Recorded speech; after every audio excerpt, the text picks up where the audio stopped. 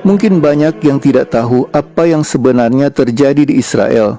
Mungkin banyak yang mengira gereja Katolik dan komunitas Kristen lainnya dilindungi di Israel yang dipercaya sebagai tanah suci. Bahkan banyak yang sangat membela Israel karena mengira negara ini adalah negara milik Tuhan yang harus dibela mati-matian.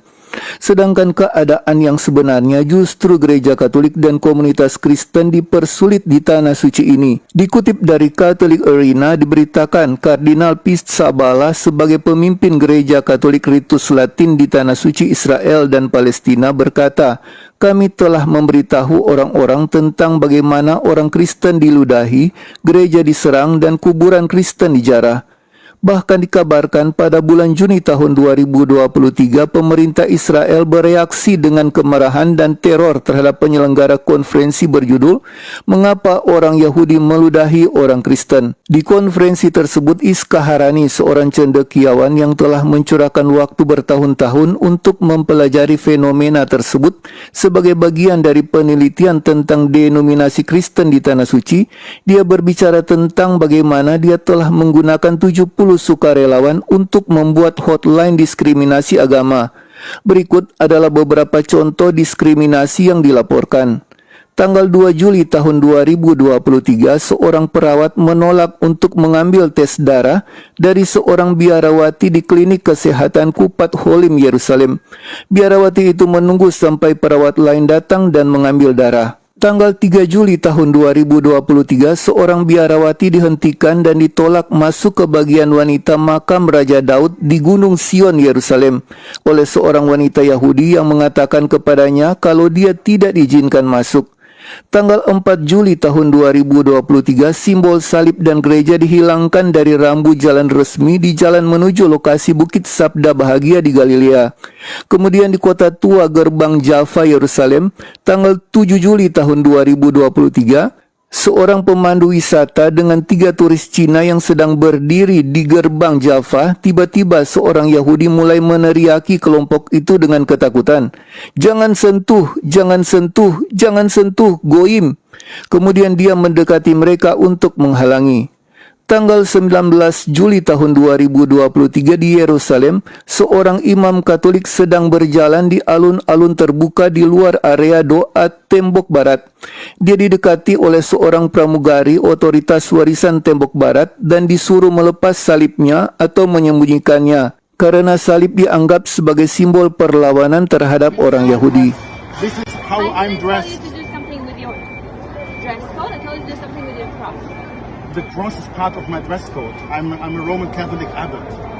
This is how I dress. So you want from me that I'm not dressed as my... Tanggal 21 Juli tahun 2023, sekelompok orang Yahudi melewati pintu masuk stasi Jalan Salib kedua, kemudian meludahinya.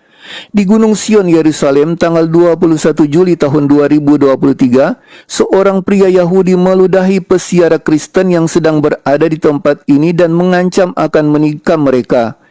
Tanggal 23 Juli tahun 2023, sekitar 30 siswa mendatangi gereja Katolik Stella Maris di Haifa.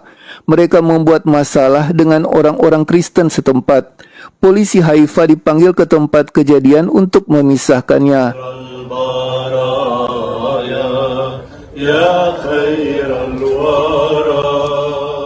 Seribu orang menghadiri acara solidaritas di gereja Katolik Stella Maris yang menghadapi serangan berulang kali oleh Israel selama beberapa minggu terakhir ini.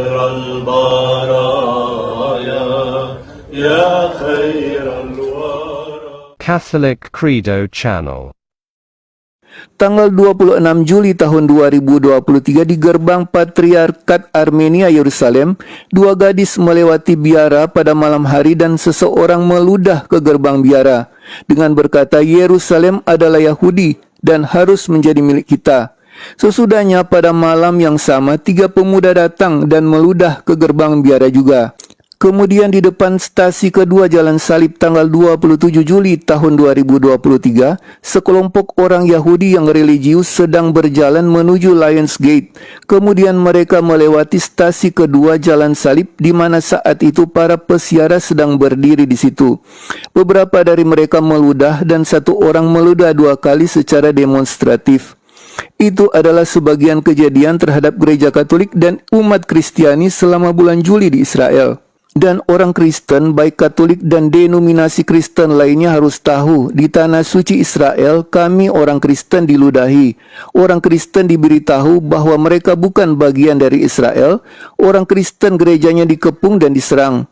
Dikutip dari Jerusalem Post, Dr. Amnon Ramon, seorang peneliti komunitas Kristen di Israel di Jerusalem Institute for Policy Research, menunjuk pada permusuhan yang dimiliki oleh kelompok ekstrim kanan terhadap orang Kristen. Ini tegasnya merupakan kelanjutan dari aksi yang terjadi pada tahun 1980-an seperti pembakaran gereja. Menurut Dr. Amnon Ramon, ekstremis kanan Israel merasa kalau ancaman agama Kristen terhadap identitas Yahudi negara Israel jauh lebih berbahaya daripada perang melawan umat Muslim. Dia juga percaya bahwa ekstremisme politik saat ini di negara Israel memungkinkan memburuknya fenomena meludah. Catholic Credo Channel. Yohanes bab 15 ayat 18 sampai ayat 25. Jikalau dunia membenci kamu, ingatlah bahwa ia telah lebih dahulu membenci aku daripada kamu. Sekiranya kamu dari dunia, tentulah dunia mengasihi kamu sebagai miliknya. Tetapi karena kamu bukan dari dunia, melainkan aku telah memilih kamu dari dunia, sebab itulah dunia membenci kamu. Ingatlah apa yang telah kukatakan kepadamu. Seorang hamba tidaklah lebih tinggi daripada tuannya. Jikalau mereka telah menganiaya aku, mereka juga akan menganiaya kamu. Jikalau mereka telah menuruti firmanku, mereka juga akan menuruti perkataanmu. Tetapi semuanya itu akan mereka lakukan terhadap kamu karena namaku, sebab mereka tidak mengenal Dia yang telah mengutus aku. Sekiranya aku tidak datang dan tidak berkata-kata kepada mereka, mereka tentu tidak berdosa. Tetapi sekarang mereka tidak mempunyai dalih bagi dosa mereka. Barang siapa membenci aku, ia membenci juga Bapakku. Sekiranya aku tidak melakukan pekerjaan di tengah-tengah mereka seperti yang tidak pernah dilakukan orang lain, mereka tentu tidak berdosa. Tetapi sekarang walaupun mereka telah melihat semuanya itu, namun mereka membenci baik aku maupun Bapakku. Tetapi firman yang ada tertulis dalam kitab Taurat mereka harus digenapi. Mereka membenci aku tanpa alasan. Catholic Credo Channel. Mereka orang Israel justru adalah Israel yang dimaksudkan oleh Yesus ini, yang membenci Yesus dan pengikutnya. Yesus berkata dalam Lukas bab 13 ayat 34 sampai ayat 35, Yerusalem, Yerusalem, engkau yang membunuh nabi-nabi dan melempari dengan batu orang-orang yang diutus kepadamu. Berkali-kali aku rindu mengumpulkan anak-anakmu sama seperti induk ayam mengumpulkan anak-anaknya di bawah sayapnya, tetapi kamu tidak mau.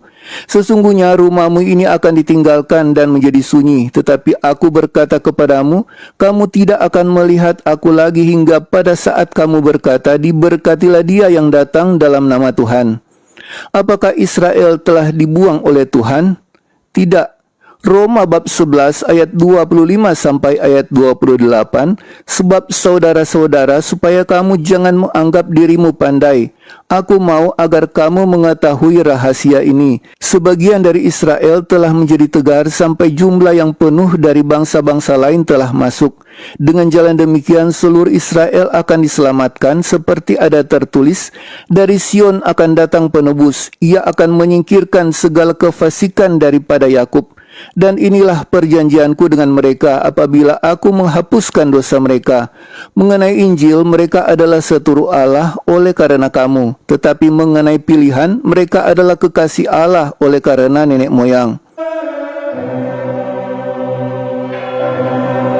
Bagi saudara yang merasa terberkati dengan video ini, silakan bagikan kepada yang lainnya. Yang ingin berkomentar, dipersilahkan di kolom komentar. Yang belum subscribe channel ini di-subscribe ya. Yang ingin memperoleh pemberitahuan video terbaru kami, hidupkan lonceng. Yang belum menonton video kami yang lainnya bisa dicari bagian playlist atau di bagian video dari channel ini. Terima kasih, Tuhan Yesus memberkati.